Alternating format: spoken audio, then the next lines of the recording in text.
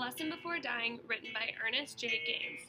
The book A Lesson Before Dying is based in the 1940s and is located in the deep south of Louisiana.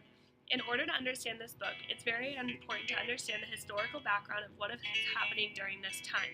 This is a time where African Americans had little rights and the Jim Crow laws were active and very present. African Americans were segregated from whites, looked at as criminals, and very important to this story is that they were given little to no rights in the court of law.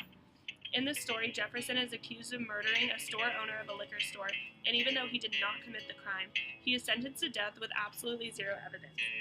Ernest J. Gaines, the author of this story, wrote this story because it is something that happened to so many throughout history to African Americans. It's important to understand that Jefferson's story is one of so many. Gaines was born in 1933 in Pointe Coupee, Louisiana. He had a big family that worked as sharecroppers. Although slavery had come to an end by the time he was born, Grant experienced cruel racism, segregation, and poverty. In 1993, Grant wrote A Lesson Before Dying and based it off of first-hand experiences he had growing up in the South as a young African-American man. This story focuses on the struggles of the poor, oppressed people to gain a measure of pride and dignity within a hostile, racist environment.